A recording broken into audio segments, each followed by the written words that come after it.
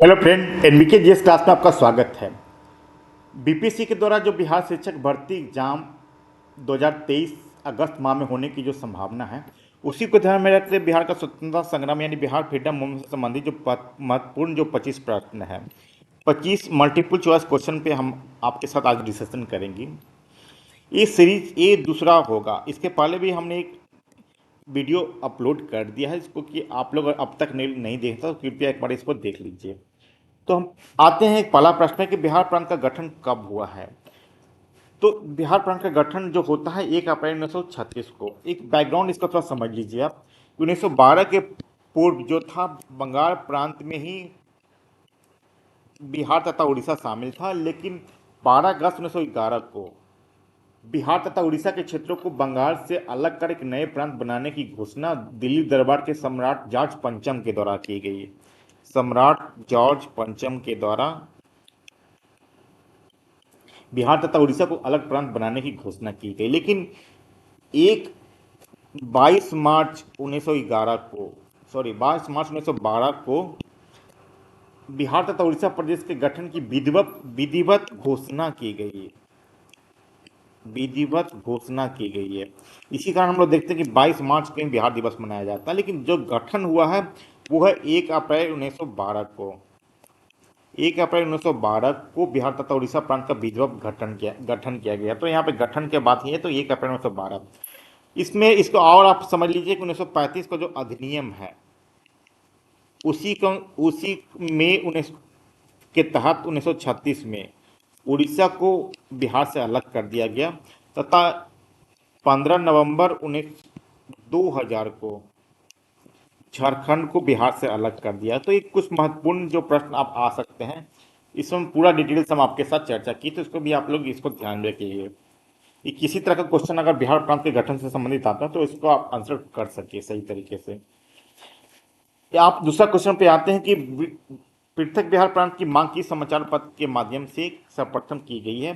तो ये है 1894 में, 1894 में बिहार टाइम्स या बिहार समाचार पत्र के माध्यम से एक पृथक बिहार प्रांत की मांग की गई है।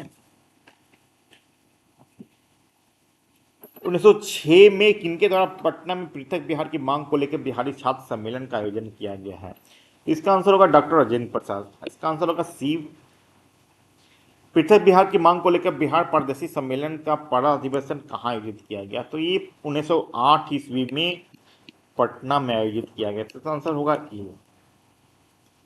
अब आते हैं कि पटना उच्च न्यायालय की स्थापना कब हुआ है। तो पटना उच्च न्यायालय की स्थापना जो होता है 1916 ईस्वी में। इसका आंसर होगा बी। बिहार सोशलिस्ट पार्टी की औपचारिक स्थापना के बाद किसे अध्यक्ष चुना जाता है। तो यहाँ पे हम लोग देखते हैं कि 1934 ईस्वी में पटना के अंजुमन इस्लामिया जो हॉल है,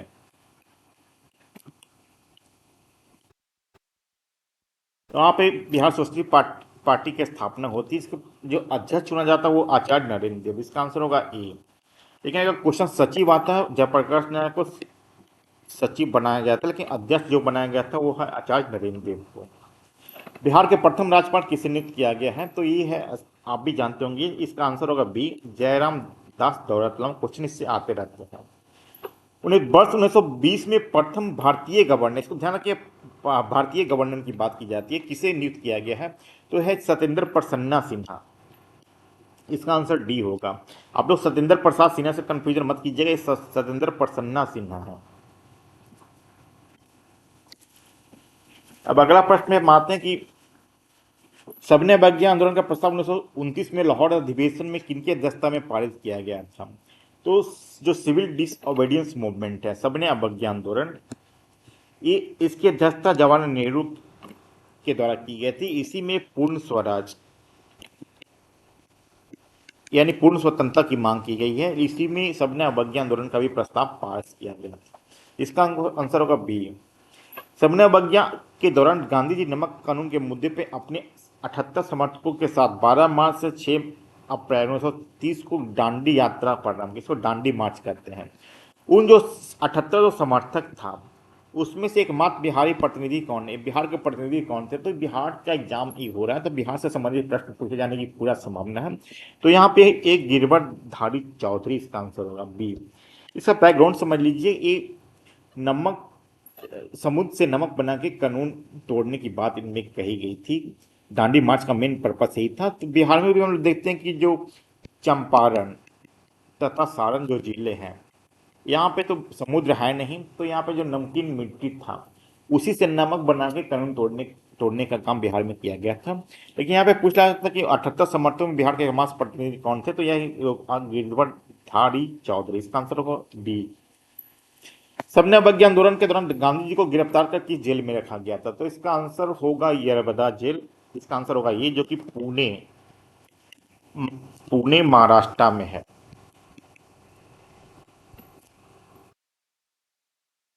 सबने अवज्ञा आंदोलन के दौरान बिहार के किस जिले में नंगी हड़ताल हुआ था, तो ये होगा इसका आंसर होगा छपरा।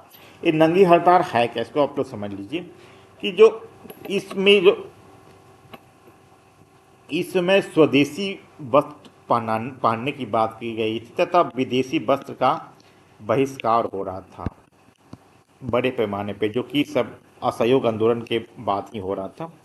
तो छपरा जिला के जो कैदी थे वो स्वदेशी वस्त्र की मांग किए तथा स्वदेशी वस्त्र नहीं मिलने पे वो नंगे रहने का उनके द्वारा फैसला किया गया, जिसको कि नंगी हड़ताल कहते हैं। चौकीदारी कर बंदी आंदोलन बिहार के किस आंदोलन के साथ चलाया गया था, तो यह ये काफी इंपॉर्टेंट है, ये सबने अवज्ञा। इसका आंसर होगा सी।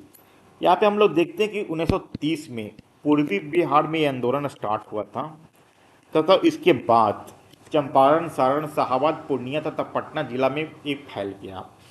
ये सबने अवज्ञा का पार्ट नहीं था। जो शुरू में जो शामिल किया गया था एजेंडा, उसमें वो शामिल नहीं था, लेकिन बाद में बिहार में चौकीदारी कर बंदी आंदोलन इतना फेमस हो गया कि इसको सबने अवज्ञा आंदोलन का पार्ट बनाया गया, इसका भाग बनाया गया। तो काफी इंपॉर्टेंट है। इसका आंसर होगा सबने अवज्ञा आंदोलन, चौकीदारी कर बंदी आंदोलन इसके साथ चलाया गया था। बिहार के गया जिले में किस महिला को चौकीदारी कर विरोध में गिरफ्तार कर लिया गया था, इसका आंसर होगा सी, चंद्रावती देवी। तो कुछ इंपॉर्टेंट क्वेश्चन इसको आप लोग याद रखिए। सबने अवज्ञा आंदोलन के पश्चात गांधी जी ने 1940 में व्यक्तिगत सत्याग्रह का आह्वान किया। बिहार में किससे पहला सत्याग्रही बनाया गया, तो बिहार में जिसको पहला सत्याग्रह बनाया गया वो है श्री कृष्ण सिंह। इसका आंसर होगा सी। लेकिन आखिर भारतीय स्तर पर आप लोग समझ लीजिए कि जो पहला सत्याग्रही थे वो थे विनोबा भावे। गांधी जी ने विनोबा भावे को पहला सत्याग्रही बनाया तथा दूसरा सत्याग्रही तो जवाहरलाल नेहरू। लेकिन यहाँ बिहार के बारे में पूछा जा रहा, तो बिहार का सत्याग्रही पहला जो थे वो श्री कृष्ण सिंह थे। 1935 का अधिनियम अंतर्गत बिहार में हुए चुनाव में कांग्रेस ने कितने स्थानों पे चुनाव जीता, तो यहाँ पे टोटल बिहार में 152 सीट था, जिसमें कि 107 पे चुनाव लड़ा कांग्रेस ने और 98 पे चुनाव जीता, जो कि पूर्ण बहुमत था। तो इसका आंसर होगा सी। अक्टूबर 1939 को श्री कृष्ण सिंह के नेतृत्व में कांग्रेस मंत्रिमंडल से त्यागपत्र क्यों दिया गया, तो यहाँ पे हम लोग देखते हैं कि जब द्वितीय विश्व युद्ध हुआ तो ब्रिटेन के द्वारा बिना किसी भारतीय नेताओं की विमर्श किए हुए भारत को भी द्वितीय विश्व युद्ध में शामिल कर लिया गया। तो इसी को विरोध में जितने भी कांग्रेस शासित जो राज्य थे सभी ने त्यागपत्र दे दिया, इसमें बिहार के श्री कृष्ण सिंह भी शामिल थे। इसका आंसर होगा द्वितीय विश्व युद्ध में बिना भारतीय सम्मति के शामिल किए जाने पे। अभी किस दिन अखिल भारतीय कांग्रेस कमेटी द्वारा भारत छोड़ो आंदोलन का प्रस्ताव स्वीकार किया गया, तो ये इसका आंसर होगा 8 अगस्त 1942 को। 8 अगस्त 1942 को बॉम्बे के ग्वालियर टैंक में, याद रखिएगा, ग्वालियर टैंक में भारत छोड़ो आंदोलन का प्रस्ताव स्वीकार किया गया था। इसके बाद 9 अगस्त को हम लोग देखें जितने भी प्रमुख भारतीय नेता थे इंक्लूडिंग गांधी जी, सभी को गिरफ्तार कर लिया जाता है।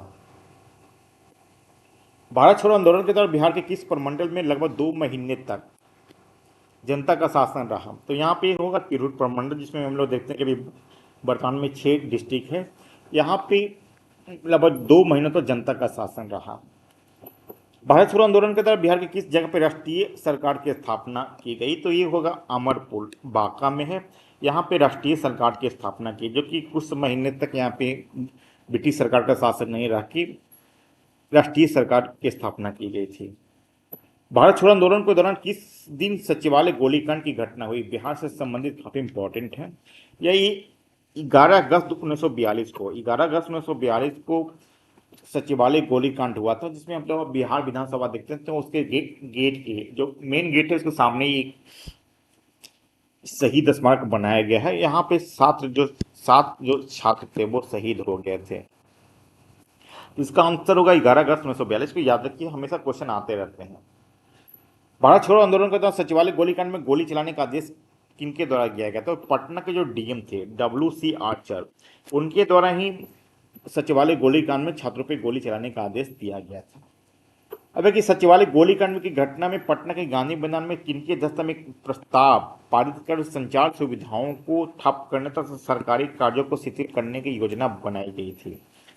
तो इसका आंसर होगा उस समय के जो प्रमुख कांग्रेस नेता थे जगत नारायण, उनके अध्यक्षता में गांधी मैदान में एक बैठक हुई थी। अब होता है कि भारत छोड़ो आंदोलन के दौरान किस महिला ने पटना में आयोजित जुलूस का नेतृत्व किया था? तो ये है श्रीमती भगवती देवी। अब कि भारत छोड़ो आंदोलन के दौरान भारत आजाद दस्ता का गठन किनके द्वारा किया गया? तो ये होगा जवाब, इसका आंसर होगा जयप्रकाश नारायण। काफी इंपॉर्टेंट है बिहार के संदर्भ में। आजाद दस्ता आप लोग याद रखिए, ये आजाद दस्ता था क्या? तो हम लोग यहाँ पे अभी हमने डिस्कशन किया कि 8 अगस्त 1942 को बॉम्बे के ग्वालियर टैंक ने भारत छोड़ो आंदोलन का प्रस्ताव स्वीकार किया गया। उसके अगले दिन 9 अगस्त को जितने भी प्रमुख नेता थे सभी को गिरफ्तार कर लिया। तो इसमें गांधी जी भी शामिल थे। तो ये अपने गिरफ्तारी से बचने के लिए जयप्रकाश नारायण नेपाल चले गए और वहां पे आजाद दस्ता का गठन किया। मेन था छिप के वार करना। तो इसका आंसर होगा आजाद दस्ता का गठन किनके द्वारा किया गया? तो एक होगा जयप्रकाश नारायण। तो ये 25 महत्वपूर्ण क्वेश्चन हैं जो आपको जो बीपीएससी के द्वारा जो बिहार टीचर रिक्रूटमेंट एग्जाम होगा उसमें आपको हेल्प करेगा। तो ये वीडियो कैसा लगा कमेंट बॉक्स में लिख कर जरूर बताइए। तो अब तक मेरे चैनल को सब्सक्राइब नहीं किया तो कृपया चैनल को सब्सक्राइब कर लीजिए। अगले कुछ दिनों में है जो भारत छोड़ो आंदोलन, सबने अवज्ञा आंदोलन तथा अन्य महत्वपूर्ण जो टॉपिक है इंडियन फ्रीडम मूवमेंट का, भारत का स्वतंत्रता संग्राम से उससे संबंधित वीडियो हम आपके साथ में लेके आएंगे। तो कृपया मेरे चैनल से जुड़िए।